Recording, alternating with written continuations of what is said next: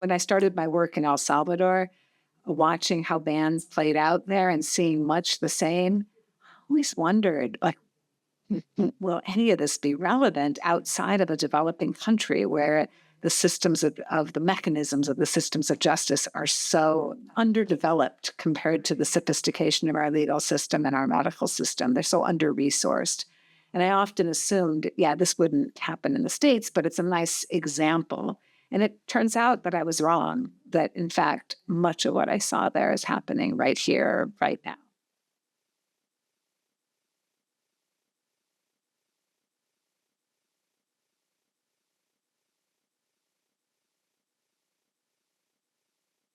Michelle Oberman. I'm a professor of law at Santa Clara, and I have been here actually 20 years. And over the course of the 20 years that I've been here, I have been teaching both in the criminal law field and in the health law field. And in particular, I'm interested in the things that happen at the intersection of pregnancy and criminal law. And because of that interest, I've spent the past maybe 10, 15 years looking at what changes on the ground when abortion laws change on the books. And specifically, what I mean by that is I'm interested in when you make abortion a crime, how does that work in the 21st century? And the interesting thing about where we are right now in this country is that we're in a very different place than abortion opponents expected us to be when they got the permission in 2022 to ban abortion again. So when Roe versus Wade was reversed, around 14 states around the country quickly moved to make abortion a crime. And they probably assumed that abortion rates would drop when abortion became a crime. And what we've seen in the past 2 years is actually that the rates of abortion have increased, that more abortions are happening every year today in 2025 when we're talking than were happening in 2022, or in fact, in any of the recorded years since the 1970s when we first started tracking it. And the question is why? And the answer is that people tend to have abortions when they feel like they cannot have a child. And there's lots of reasons why somebody who's pregnant might feel like they cannot have a child. Some of the most common ones are that they already have a child and that they're struggling with money. 60% of abortions go to people that already have at least one child. And the rates of abortions vary by class. So while people have abortions across the full socioeconomic spectrum, 75% of abortions in this country go to folks that are either below the poverty line or just above the poverty line. So people have abortions when they feel like they can't afford to have a child. So knowing that, my research interests and my work actually overseas, studying what happens when abortion is banned, led me to set up a study that started as soon as abortion was banned in this country. I went to a state where abortion is now illegal, and I recruited a pool of doctors. So from the beginning, I had my eye on adolescent medicine doctors, doctors who treat teenagers. Right?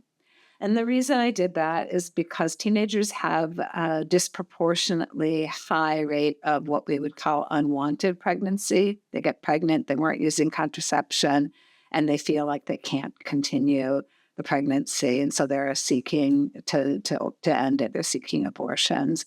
I knew from my work in Central America, where I had spent around 10 years studying the impact of an abortion ban in El Salvador, that adolescents have a disproportionately hard time accessing abortion when it's illegal.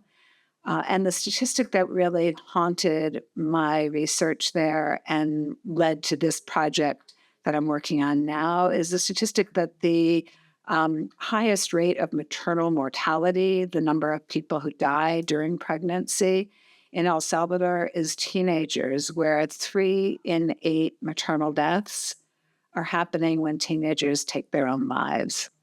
Pregnant teenagers take their own lives. So that statistic had me from the beginning recruiting doctors into my study and asking them questions about how their patients were faring. By the second year of my interviews, so by the summer of 2024, it was clear that the obstetricians in my pool had figured out how to provide most of the necessary care that they needed to provide in order to keep their patients safe, and that the adolescent medicine doctors were having an entirely different experience. Their patients were only accessing the necessary care if they had a supportive adult in their lives. And the poorer and more marginalized the population of teenagers, the less access they had to the means for ending their pregnancy. What's been interesting with my doctors is to watch them struggle to treat their patients. One of my doctors put it this way. He said, the work is to keep my head above water, but under the radar, because what I want to do is be able to treat my patients to the full extent of the law. I don't want to provide shoddy care. I don't want to provide incompetent care. I want my patients to live, right? And so there's a very earnest desire to be able to do the maximum possible to do good by your patient, to heal your patient. But at the same time, if you are too out and proud about it, too vocal, or perhaps not paying full attention to who else knows about the care that you're providing, you could, in fact, find yourself in trouble, not because you were providing bad care or illegal care, but because somebody thought you were, and that could then really jeopardize your ability to treat other patients. So if you think about that little margin, if you're sort of keeping your head above water and under the radar, it's that feeling that typifies my doctors across the board. They're trying to practice in a really hostile environment when all they went to medical school for was to be able to treat their patients, right? That was their goal. And instead, they're finding themselves really squeezed. And that's become perhaps the most interesting part of the work for me, is finding myself writing for medical audiences and trying to get the profession as a whole to step into the vacuum and the sort of the dislocation, the chaos that's been created by lawyers changing medical practice, right? I mean, lawyers who didn't go to medical school have changed the law, and the law doesn't map neatly onto the complicated world of pregnancy. So the biggest similarity between what I witnessed working in El Salvador on abortion issues and what I'm seeing here is the differential impact on the poorest and most vulnerable and marginalized populations. So in El Salvador, your ability to access an abortion under the ban turned on access to a trusted confidant who could help you figure out your way to ending the pregnancy. So you needed a network of somebody who had the information and could walk you through it. And there, oftentimes, it's a small rural country.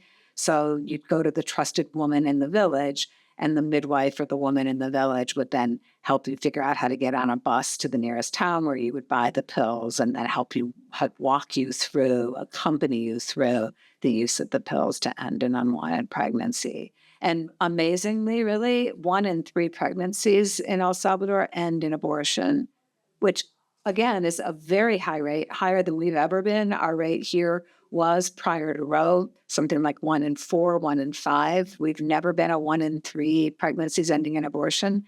But to my point earlier that abortion is what you do when you can't afford to have another child, in El Salvador, people are living on an average of $5 a day, right? So when you take that particular sense of what happens and you move it to the United States, you find actually a similar pattern in that the folks that are struggling most with access are the rural, the marginalized economically, and youth, right? The youth population are the ones that are going to struggle to access the ability to move themselves from place 1 to place 2, from the place where it's illegal to the place where it's legal. Or even to move themselves with confidentiality and anonymity from where they are sitting at home on their phone trying to figure out the algorithms to how do I figure out how to access the medicine that I'm going to need if I want to end this abortion. The key linchpin in the United States and in El Salvador ends up being a trusted adult to help guide you through the process. So the wealthier you are, or the stronger your relationship is with somebody who is trustworthy, the easier time you'll have securing your own reproductive and, let's face it, life autonomy, right? The easier time you'll have being able to control, at least in the short run, the trajectory of your life. So you're a 14-year-old, you don't want to become a mom right now. If you don't have a trusted adult in your life, then there's a really good chance, a much higher chance for the 14-year-old than the 24-year-old, that you're going to end up being forced to continue the pregnancy. And just to be clear, being forced to continue an unwanted pregnancy is associated with a huge host of really complicated mental health and then health compromises that we're only beginning to take the measure of. I mean, when my adolescent medicine doctors are asked, what's the impact on your patients of having to carry an unwanted pregnancy? I mean, look, I interviewed 20 of them. I'd say half started to cry. My sense is that the doctors tend to exhibit one of three classic responses to trauma: fight, flight, or freeze. And some of the doctors have really become very powerful advocates. A couple of the doctors in my sample have been very active in going to testify before the state legislature, in becoming spokespeople for ballot initiatives to try to overturn the state ban. They've just, they've really felt called into action. Many of them are also fighting institutionally so that they're working within their hospital systems to try to get the support that they need to be able to counsel their patients about the access to abortion that adult women would be able to figure out. So to be able to say to their patients confidently, here's a state that you could go to, and here's the money that you need, here's the resources that you need to get you there, even if you don't have a trusted adult, right? But they need the institutional backing, and they are fighting for it. The other cohort, just as robust and more troubling, are the doctors who are just leaving practice. And I mean, within my initial pool of 25 doctors, the most vivid example of this is an adolescent medical doctor who, the first summer when I met her, she practices in sort of the inner city, a very marginalized population of adolescents. And I asked her how she was prepared to face the impact of the ban on her patient population. And she said, some people just run toward the fire, and I'm one of these people, right? By the second summer, she said, this is impossible. That just providing this care is impossible right now. None of my patients are getting out of state. And watching a population of patients that includes kids that are already in the foster system, that have been abused and neglected as children, and now they're pregnant as the result of abuse and being forced to continue a pregnancy that is likely to be lost to the foster care system, just as they were. This doctor, by the second summer, was just, and she was 50. Like, this was a doctor who was at the peak of her professional acumen and career. By the third summer, when I went back, she said, "Oh, I'm so glad you're here in June this year because I'm moving to Canada next month." And wow. So, and we're seeing that pattern across the country. We're just not really sure what to do with it. And then there's the doctors who freeze. And I think those are actually sort of the majority. And they're sitting in the moment. The teenager says to them, "I can't carry this pregnancy." And the doctors freeze. And they say, "Well, I can't talk to you about it." Right. And that experience of freezing really causes a corrosion in the quality of the doctor-patient relationship. Suddenly there's no trust, right? It causes the doctor to experience what we call maybe moral injury, where they feel like, okay, I'm looking at this patient. I know what they need. I have that information, and I'm not giving it to them. And so that freezing experience, which I think is the most common, then turns into a flight from the profession. Like, I just, this is not tenable. I can't keep doing this. And so, I mean, I think the most hopeful goal of this project is that we figure out ways to maximize the capacity of folks treating adolescents to do their jobs and to just quiet down what I think of as really remote risks of legal entanglement and allow them to support their patients. Because without that, I mean, I just don't know where this ends. So after those results started turning up in my research, I reached out to two really terrific adolescent medicine specialists at the University of California, San Francisco, which has a really top tier medical school in the country, a school that's known not just for training fantastic doctors and providing excellent care, but also because it has a really robust research agenda. And these two doctors worked with me to design a study that it's a mixed method study. So it has a survey component, which we've already completed, and then an in-depth interview component, which we're just now in the process of completing. So what we did is working together, we designed a study that went out to adolescent doctors throughout the country. We surveyed 235 doctors in both banned states, states where abortion is illegal, and access states, states where abortion is legal. And we asked about what's changed for them since Roe v. Wade was reversed. So who are they seeing as adolescent patients? How are the adolescents coming to them? And what's different in terms of the care that they provide? And as you can imagine, a lot changed, a lot changed. So we started to hear about changes in their confidence prescribing and counseling and treating patients, because just say that you're in Illinois, but you're treating a patient from Iowa. Well, you now need to know what's legal and illegal in Illinois, and you also need to know what they're facing when they leave to come to you for an appointment and when they go back. You need to be able to counsel them about things that you did not get trained on in medical school.